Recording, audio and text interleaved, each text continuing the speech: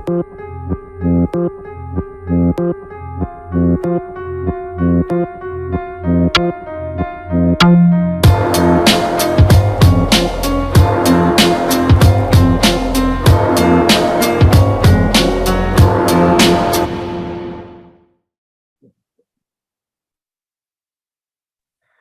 buenas tardes tengan todos desde Cuba y desde América Latina. Muy buenas noches para quienes están en Europa.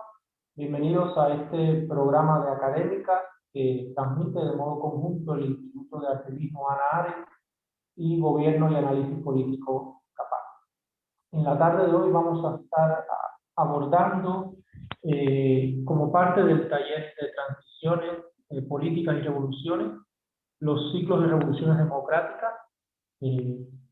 Para ello nos van a acompañar dos profesores húngaros, pero para presentarlos como se debe, yo le cedo la palabra a mi colega, el doctor Armando Chaguacé.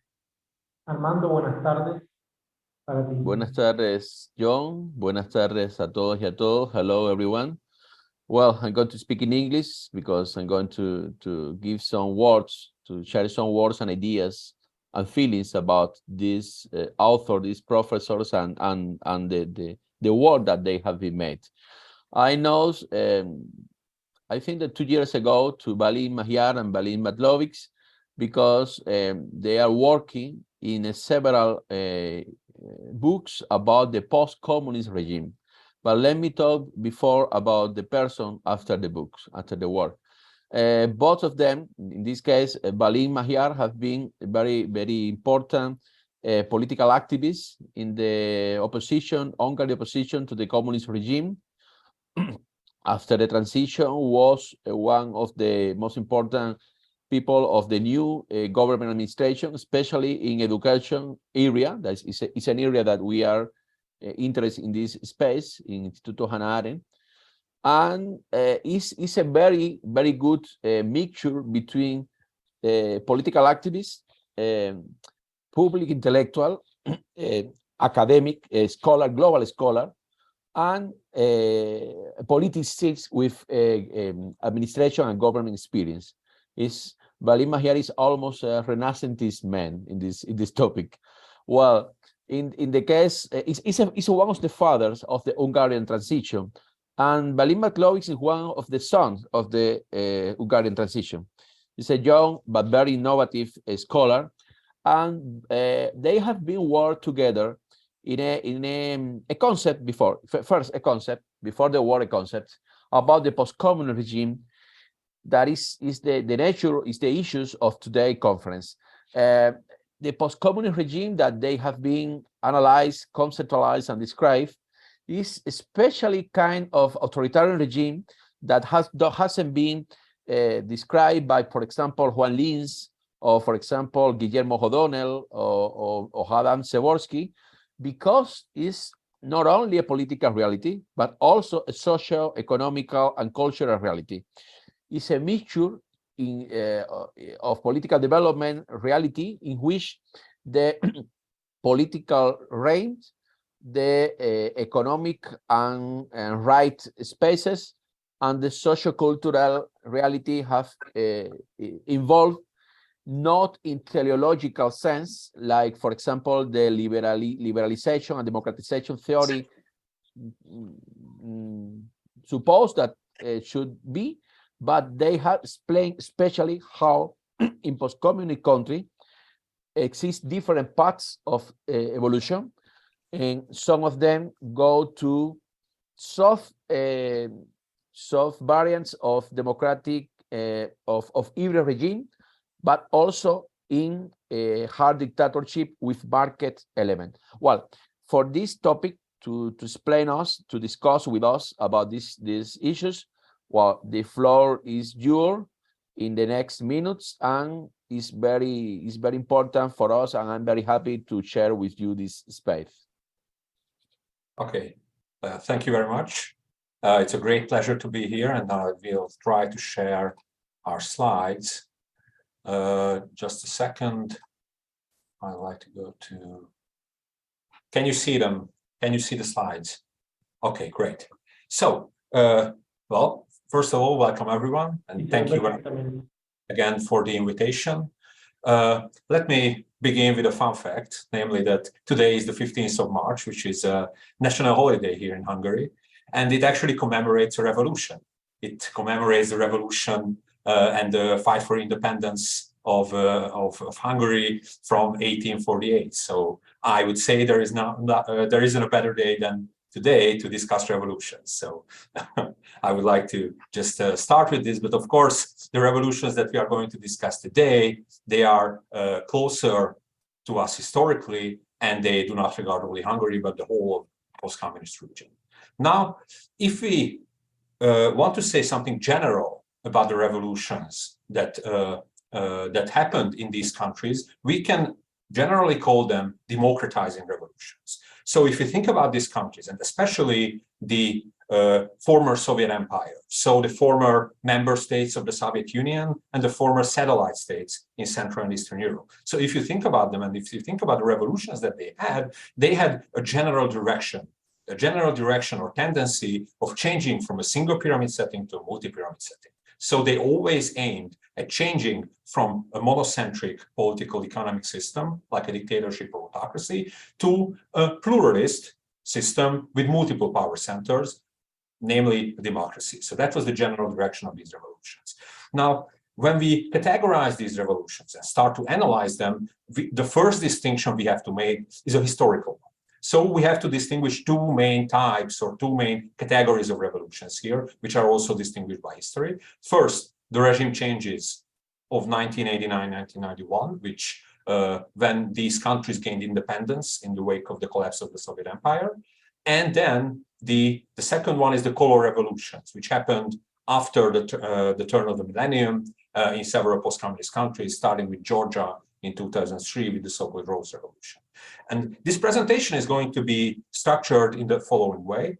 I will be talking about the first part, about the regime changes, and I will also introduce some of the fundamental concepts that we introduced for post-communist regimes, as Armando already mentioned, that we mainly deal with not just the process of revolutions or the process of change, but also the result of the change. And this is exceptionally important because there were a lot of illusions. I will talk about this briefly about that the collapse of dictatorship will necessarily lead to Western-type liberal democracy, whereas the situation, in fact, wasn't this clear.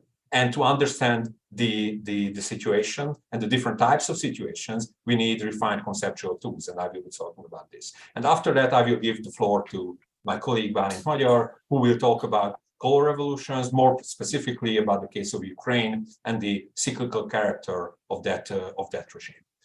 But let me begin. Oh, sorry.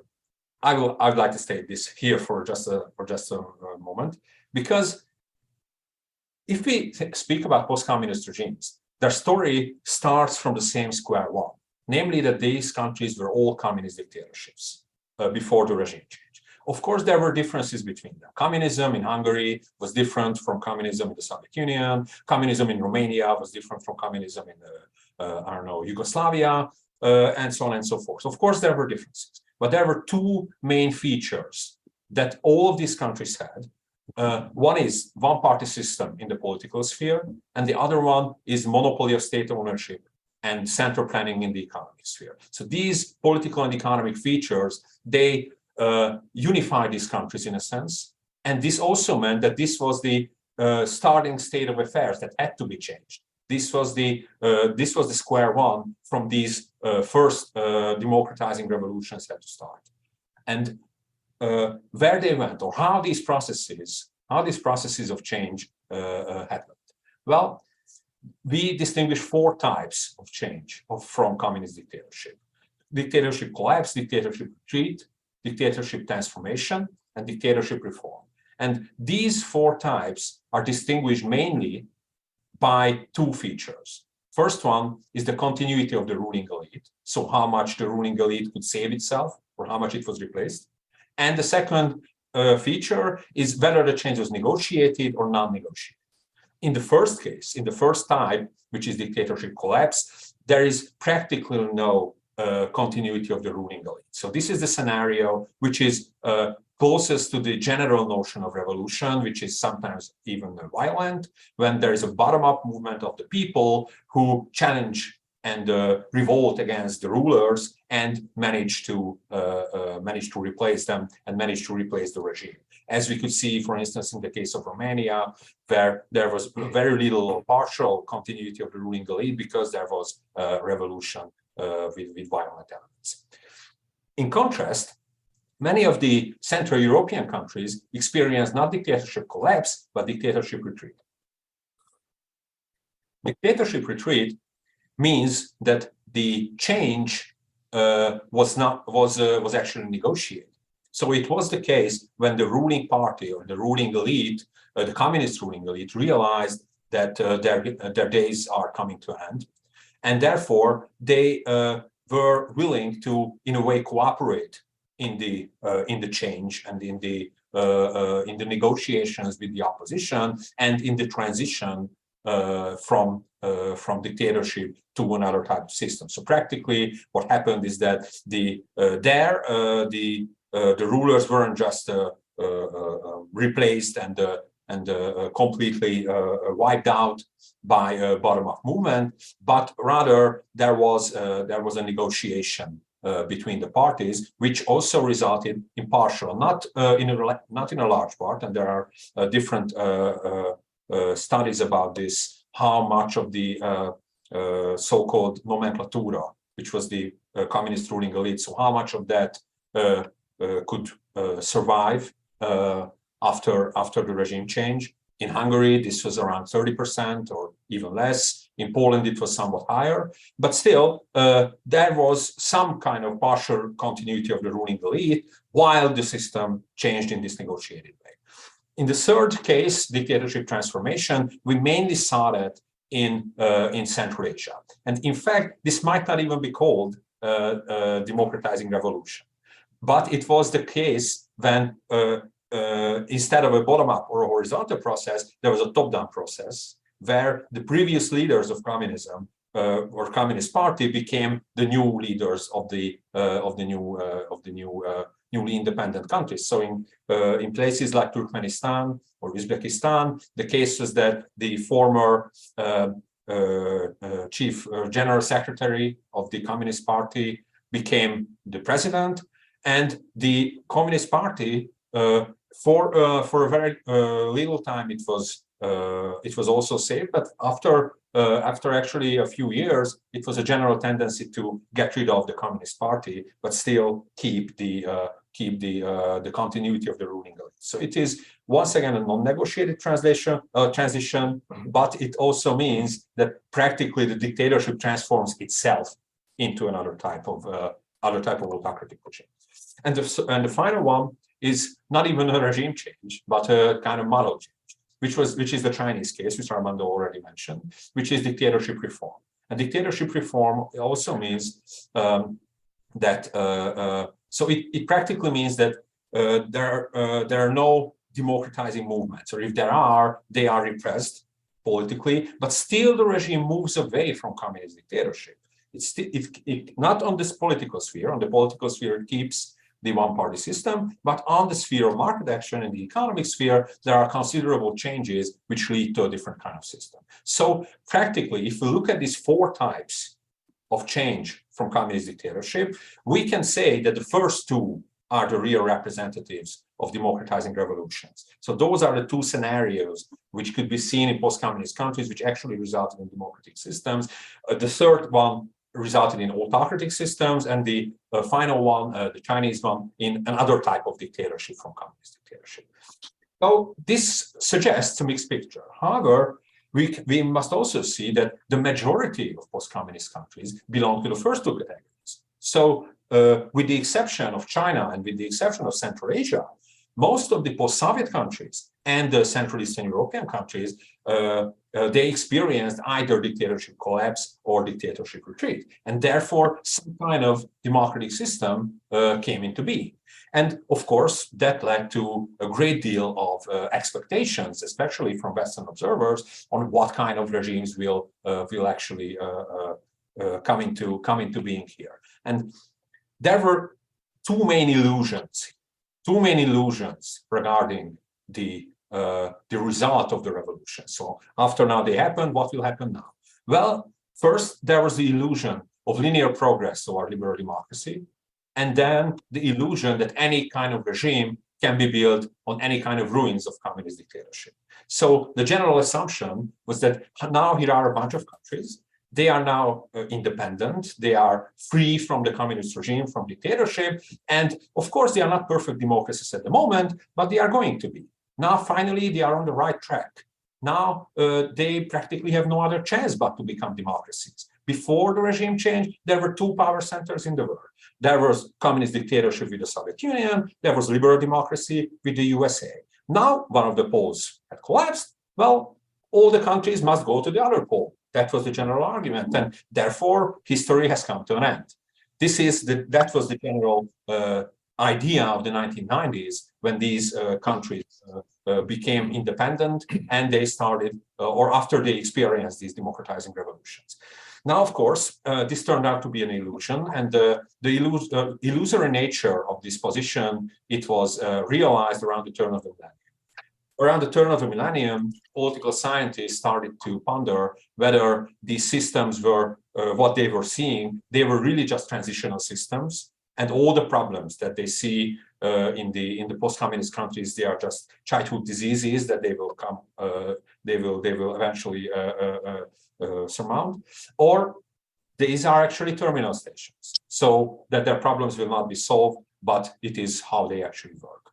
And that was the point when in the mainstream comparative paradigm, the so-called transitology, or the paradigm of transition towards liberal democracy, was replaced by hybridology, as we call it. So the general idea of hybridology is that there is a democracy dictatorship axis. There is this axis with two poles, two polar types. One is Western type free and fair liberal democracy. The other one is the overtly oppressive classical dictatorship. And between the two, there is a huge gray zone of different kinds of hybrid regimes. This is, if you look at contemporary political science publications, most of them belong to this paradigm now, and they try to categorize somehow where these new regimes fit. Also in Latin America, there's a great deal of literature on hybrid regimes, and also electoral democracy, competitive authoritarianism, hegemonic authoritarianism. All of these are terms which have been developed in the paradigm, which said that, okay, these regimes no longer move toward liberal democracy necessarily, but they have their own equilibrium points. They can be understood as regimes on their own rights. However, there are still problems with this mainstream paradigm, and this is what we try to argue in our book, that when we analyze the result of these democratizing revolutions, so we analyze practically post-communist regimes, then it is not enough to focus on the political institutional sphere. It is not enough to categorize these regimes by these categories, and it's not just not enough, but it is actually misleading, because it leaves out critical points in the functioning of these systems that came into being on the ruins of communist dictatorship. To understand this, there are three hidden axioms of the mainstream approach which need to be dissolved. So the first one of this first axiom, is the separation of spheres of social action. That the spheres of social action are separated as they are in a liberal democracy. Of course, in a liberal democracy, there is relation between political, economic, and communal actors. Of course, everyone knows about lobbying, entrepreneurs who approach the political sphere, and they make many different kinds of deals. But if you think about lobbying, for example, which is very prominent in the US, then what you can see there is that the political actor, the politician wants political gains, and the economic actor wants economic gains. So both of them want to solidify their elite position in their own sphere of social action. The politician has political goals, the economic actor has economic goals. So this is a kind of separation of spheres. The separation of spheres, therefore, doesn't mean that there is no connection between the spheres, but there is autonomy of the spheres. And there is autonomous logics of the spheres in those systems. Now, in a post-communist regime, when someone speaks about parties or the government, or says that the government decided this, the ruling party decided that, it immediately presumes as if that political actor or that political organization was the actual decision maker. Whereas it is very often not the case, as the spheres of social action are not separated in that way. And therefore, in our book, we speak not about entrepreneurs in such a system, but oligarchs, and not about politicians, but oligarchs. Now, the second point is closely related to this, that the second axiom is that the de jure position of persons and institutions coincide with their de facto position. So when someone says that, for example, someone is an entrepreneur or someone is a politician, that immediately, even and this is crucial, because this means that this is contained in the language, already in the words that are used. So when they say that someone is an entrepreneur, it is immediately assumed that the property he has is actually his property, and he can use it as he wants. He can, of course, within regulatory limits, but he has the rights that the actual rights, he can exercise his rights, which he has on paper. And also, when someone says that Vladimir Putin, for example, is a president and identifies him as a president, that immediately puts him in the same bracket with in the same group with other presidents like Macron or Joe Biden or whoever, and immediately it is presumed that they are somehow of the same kind of actor, in the sense that they can be defined by their constitutional position, by their presidential position, whereas this is totally not true for an actor like Putin, who acts way beyond his formal authorization. Now, the third point. The third axiom is that the state is an actor pursuing the common good, and either public policy mistakes or corruption cases are not system constituting elements, but simple deviances. And what needs to be seen is that very often, because the spheres of social action are not separated, and because there is this phenomenon of oligarchs and oligarchs, which I mentioned, it is very often the case that corruption is not simply a deviance. It is not simply something that is persecuted by the regime and what the ruling elite wants to eliminate, but sometimes it is organized by the ruling elite, and it becomes a state function. Now, if I want to summarize this, and I want to say what does this all mean for conceptual reasons? So where should we go from the hybrid regimes paradigm, and what should we add to it? Well, the key category that needs to be added once we dissolve those three axioms is patronalism. Patronalism is the category that was created by Henry Hale. And we expanded his notion and also defined patronalism along these four dimensions. So how to understand patronalism in comparison with the non-patronal system? So what does it mean that post-communist regimes are patronal systems? First, in terms of institutions, it means that the main institutions and the main relations between political and economic actors are informal relations rather than formal relations. In a communist dictatorship, the relations are formalized. In nomenclatura, the people are put in a formal hierarchy. They have a party position. Their power levels or their power, the circles of power are formally defined. And if someone wants to be a ruler of the country, then he or she has to be in the Politburo, the central committee of the Communist Party, because that is how a formalized system works. So that is where de jure and de facto positions, so legal and sociological positions, coincide. In a patronal system, this is not the case.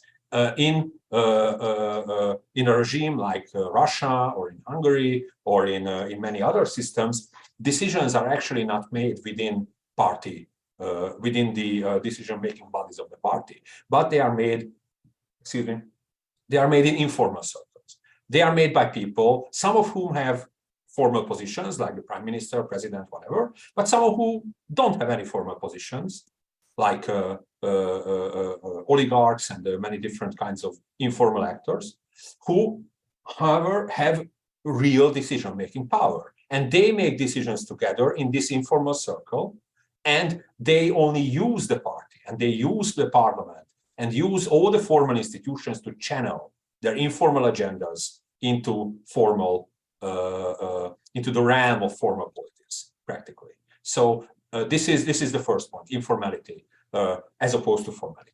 The second one is discretionality as opposed to normativity. So in these networks, which we call informal patronal networks, in the informal patronal networks, what happens is that between the people, there are informal relations, like think of the relationship between Putin and his oligarchs. They are not in a formal subordination to each other, but an informal one. And this subordination means that rewards and punishments are given to these people in a targeted way. So it is not normative, as for example, in a communist dictatorship, when they say, okay, we will nationalize the property of this class or this group of people. Now it is very much targeted. Those who are illoyal or out of the circle, they can be targeted and said that, okay, we will take your property, and then it will be given to someone who is loyal. And therefore, the regulations are discretional rather than normative. Very much related, authorization in such systems is collective. Instead of being collective or corporate, it is personal. And command in these systems is, instead of being bureaucratic or being done through bureaucratic and institutional chains, it is done through clientelist and personal chains. So this is the key concept that needs to be added to the to this hybrid regimes approach. And when we do that, we immediately expand the democracy dictatorship axis. So we had that axis with two polar types, liberal democracy and communist dictatorship, but now we expand it into a triangle with 6 regime types. And this is necessary to understand where those countries went from communist dictatorship after the democratizing revolutions. We have 2 types of democracies, just very briefly, 2 types of democracies, 2 types of autocracies, and 2 types of dictatorships. Liberal democracy is the Western type system where the spheres of social action are actually separated, and the party competition, it actually means the competition of parties, the competition of political actors focusing on, with political goals, focusing on the political sphere. Patronal democracy, like, for example, Romania or Macedonia or Ukraine or Georgia, those countries also have party competition, and these are very, very plural systems. However, what looks like party competition is in fact the competition of informal patronal networks, of political economic clans. Now, in a patronal democracy, these clans are multiple. This is what we call a multi-pyramid system, as I mentioned in the beginning, as opposed to a single pyramid system, which is a patronal autocracy. In a patronal autocracy, there is one big network which marginalizes or subordinates all the other networks, as it happened in Hungary, in Kazakhstan, also in Russia, which is now moving towards dictatorship. We have, as the opposite of patronal autocracy, conservative autocracy, which means that autocratization happens on the political level, but not in the economy. And finally, we have the 2 types of dictatorships. First, communist dictatorship, which is the classical dictatorship, as I mentioned in the beginning, with one-party system and monopoly of state ownership. And then we have what we call a market-exploiting dictatorship. And a market-exploiting dictatorship is characterized still by a one-party system, but by an opening up of the economy and by creating an equilibrium of different types of so-called coordination mechanisms. Now, and of course, China is the prime example of that. Now, before I give the floor to Bálint, I would like to present to you how in this triangle the different pathways or the different trajectories of post-communist regimes can be presented or can be shown. Well, as I said, all of them start from the same square one. All of them start from communist dictatorship or around that regime type. Well, there is, of course, the first path is what was presumed by the Western analysts, going toward liberal democracy. So changing from a single pyramid bureaucratic patronal system to a multi-pyramid non-patronal system. This is the first or the type A of change, which you can see in the top of the triangle as well as the table. The second type of change is from communist dictatorship to patronal democracy, from single pyramid bureaucratic patronal system to multi-pyramid informal patronal system. This is the second type, and it is exemplified by Romania, Ukraine, and several other countries, Bulgaria, for instance, and others. Now, patronal autocracy, or that's the C type of regime change, when from communist dictatorship countries immediately went to patronal autocracy. That was the scenario, if you remember from the beginning, of a dictatorship transformation, and that happened in countries like Kazakhstan, when the single pyramid remained, but the single pyramid bureaucratic patronal system was replaced by single pyramid informal patronal system.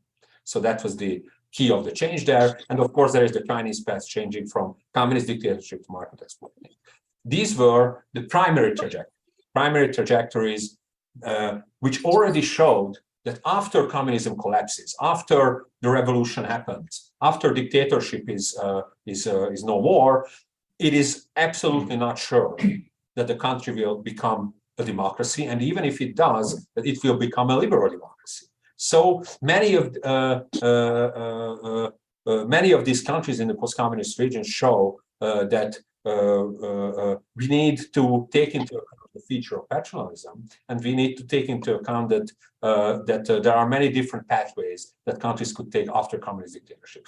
What the secondary trajectories show is that even the countries which became liberal democracies, sometimes they turn back, or rather they turn in different directions. Like, for instance, the first case, which can be seen in Poland after 2015, when they come or they make an autocratic attempt under Kaczynski from liberal democracy to conservative autocracy. Viktor Orbán in Hungary is very often put together with Kaczynski, but in fact, he had not just an autocratic attempt, but an autocratic breakthrough in Hungary, and he achieved going from liberal democracy to patronal autocracy and not conservative one. And of course, there are attempts also from liberal democracy to patronal democracy. So what you can see here is that even the democratic regimes, be they liberal democracies or patronal democracies, they also showed these so-called democratic backsliding trends when they start moving from the multi-pyramid settings towards single pyramid. However, many of these are reversed by revolutions once again. And now I give the floor to Bálint, who will tell you about Ukraine and all these revolutions. Thank you. Thank you very much, Bálint, and let me continue. If we concentrate now on the regime type of patronal democracy, because this is the real realm of different color revolutions, let's take as an example of Ukraine. You see here that there is a special cyclical character of these regime changes or regime trajectories within the patronal democracy model. We would say that this is the most unstable regime type out of the sixth one. And why does it happen? Because, as Bálint already mentioned, in a patronal democracy, you have a very unstable equilibrium of different patron-client networks. None of them is enough strong to liquidate, to destroy, or subordinate the rival patron-client networks.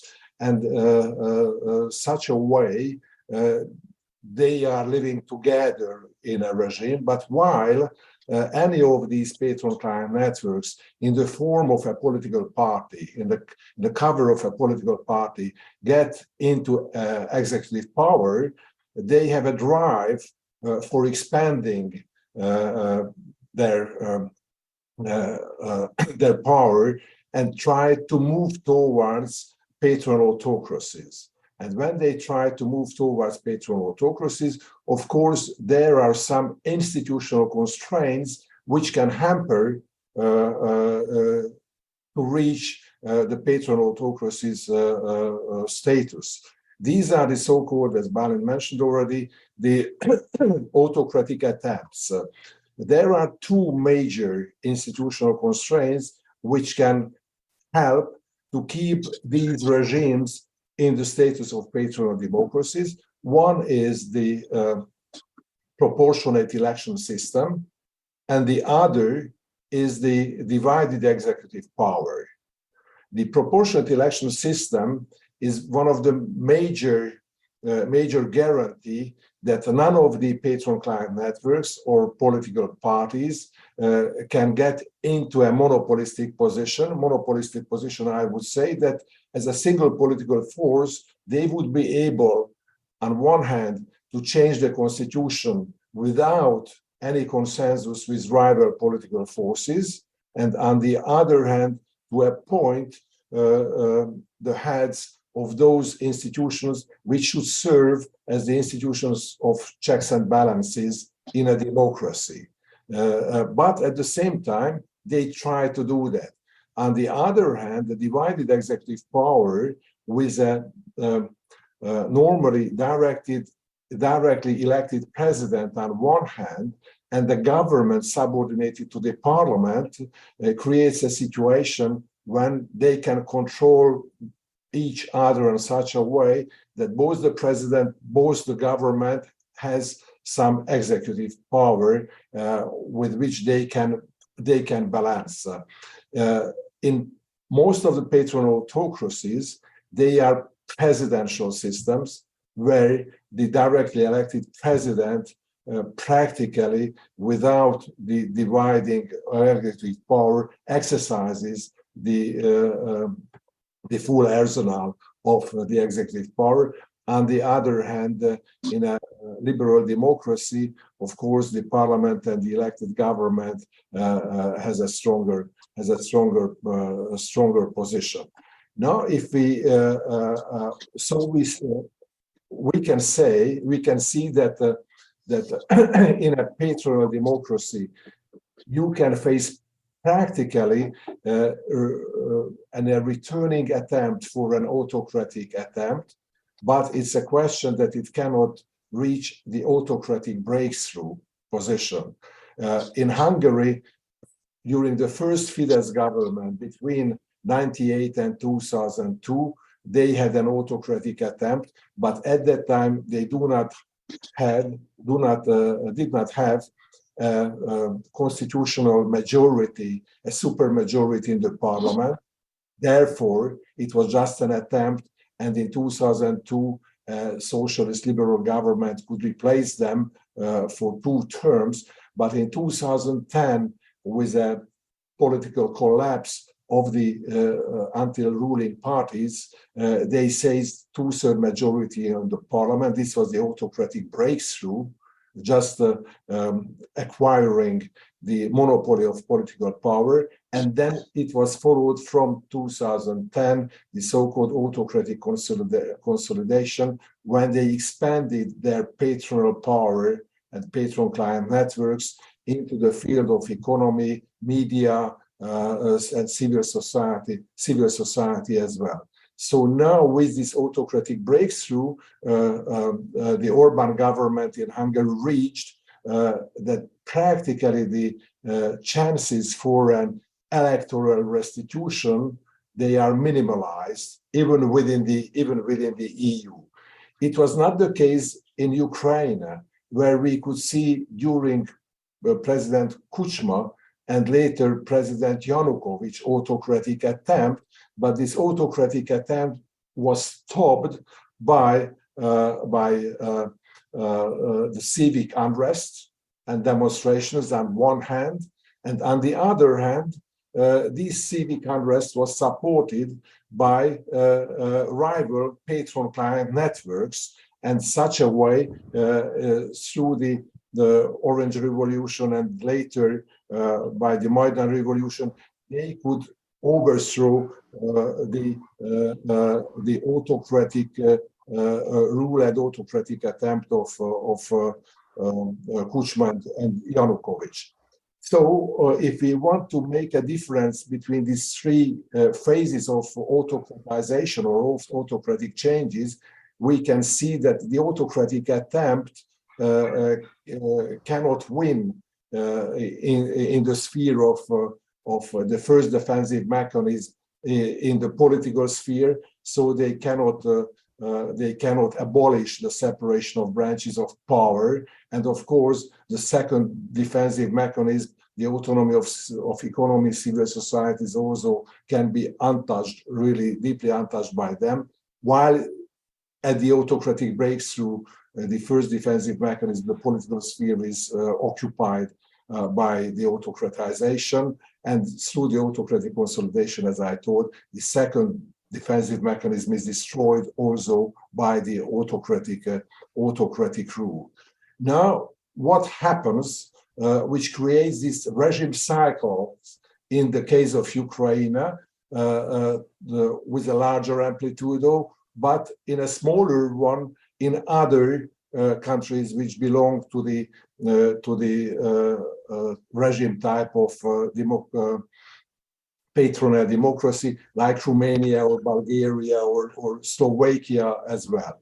So you see that that in the patronal democracy and this graph, that a multi-pyramid is characterized by a multi-pyramid informal patronal network, and through an autocratic attempt and democratic transformation, it would be transformed into a patronal autocracy, a single pyramid informal patronal network, but it cannot reach this position. It's just an autocratic attempt, and the democratic transformation through choral revolution brings it back into a patronal democracy. The real question is that why cannot leave the orbit of patronal democracy such a democratic revolution? Because the democratic political transformation is not accompanied by an anti-patronal transformation, because the rival patron-client networks, patronal networks, which help these choral revolutions, find their way to conquer the political sphere, and the whole game is started from the beginning. So this graph represents the cyclical character of the political system. What happens with the elite structures, with the political elite? You know that in a patronal democracy, you have a multi-pyramid patronal system, where, of course, the ruling political elite is in a more favorable position than the political opposition. But at the same time, between them, you will find the space of relative autonomy in the law enforcement, economy, administration, media, and cultural sphere as well. The anti-democratic transformation, the autocratic attempt, is nothing else, just trying to abolish this multi-pyramid system and to create a single pyramid patronal network, where, of course, the law enforcement and the public administration is fully subordinated to one patron-client network, while the economy and political opposition and media partly also subordinated and incorporated into this single pyramid network, where smaller and smaller parts of these spheres can retain a half or semi-autonomous position. While the democratic transformation of called choral revolution brings back us to the patronal democracy, where, as I mentioned, it does not mean that it could not fulfill the task of an anti-patronal transformation. Let's see what happens, for example, in this through the cycles of predation. Because when we are speaking about patron-client networks and the corruption, different levels of corruption in different patronal systems, then we can see that it's not just rent-seeking, what they are doing, or just kleptocracy, which is illegal, but at the same time, peaceful way of diverting incomes and revenues to the favored patron-client networks, but it's a predatory action as well, especially in the developed patronal autocracy, where the assets of the rival patron-client networks are taken away by the illegal forced mechanisms of the public administration. And when we see that how this predation is going on and what is the dominant form of it, then we will see that in an unconsolidated patronal democracy, the major form, dominant form of predation is that one when it is initiated mainly by rival entrepreneurs or oligarchs and the low and middle level public authorities, and it's in the realm mainly of the gray raiding, when of course it has some minor elements of blackmailing, black raiding, meaning in a lot of cases physical coercion, but mainly dominated by the low and middle level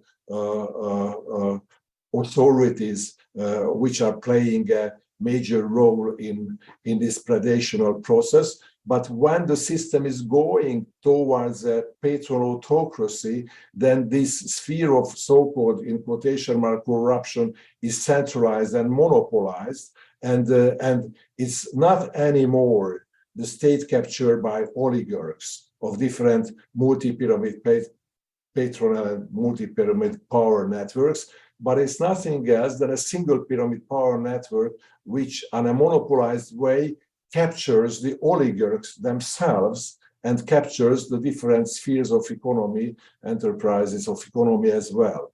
But of course, we can speak about, instead of a captured or corrupt state, about a criminal state when it's already centralized. Let us say the situation in Hungary, the situation in Russia. But in the case of Ukraine, we could see during Kuchma and during the reign of Kuchma and later Yanukovych an attempt towards into this direction, but they were never enough strong to push it through the whole society. And on such a way, if we are making a difference between three types of political capitalism, the crony capitalism, the oligarchic capitalism, and the mafia capitalism, then we see that that in a crony capitalism, the types of captures and the corruption is dominantly market capture, and there is a collusion between political actors and their cronies. Cronies mean that those economic actors as an autonomous position freely enter into these corrupt transactions and freely leave these corrupt transactions. And this is a kind of a mixture of rent-seeking state and partly kleptocratic state, but it could be characterized by, in quotation mark, ironically, we could say a free competition corruption market, while in an oligarchic capitalism, oligarchs and polygarchs in a multi-pyramid power network capture the market and capture the state, and this is a kleptocratic state with minor predatory elements, not totally monopolizing by one single pyramid network the corruption and the predation within society. But mafia capitalism is when there is a single pyramid network headed by a chief patron, which captures the oligarchs, the state, and the market. And of course, its primary act is like a predatory state. It has the monopoly for adoption oligarchs and casting out oligarchs into this monopolized patron-client networks. And here you can see also the cyclical character, let us say, those patronal democracies. What is, for example, Ukraine, that when an anti-democratic transformation is starting to go towards mafia capitalism, but it cannot be finished, then it turns back through a democratic transformation, but never reaches the level of liberal democracy, just another way, type of oligarchic capitalism. And it means that when we try to make difference between corrupt state, capture state, and criminal state, then we can characterize it the simplest way by the amplitude of arbitrariness. Because in a corrupt state, where there is a, let us say, free market corruption, when a single economic actor corrupts a single actor from the public administration, that actor in the public administration has a relatively narrow scope of activity and possibility to follow corrupt transactions. But when a state is captured, which means a partial capture of the state, it means that already this amplitude of arbitrary action is widened as different types of actors in public administration can cooperate in such corrupt transactions. For example, when a local government is captured, and there the, in quotation mark, the legislative power in the local government and the executive power all together, and the control institutions can cooperate in these actions. But in the case of criminal state, it's only on a national level, a single pyramid patronal network, when the whole arsenal of public administration can be used on a coercive way for the engagement of private interest. And in this case, while in a as it is written in this slide, in the case of corrupt state, corruption is the deviant element of the system. In a capture state, it's a structural and mainly permanent element of the system, while in a criminal state, corruption is not a deviant element or a structure, but it's a system constituting element of the system. So this is with which we wanted to represent that how the second type of these revolutions, the color revolutions, create a kind of has a cyclical character, and until now, practically none of these color revolutions could get out from the gravitation of these patronal systems.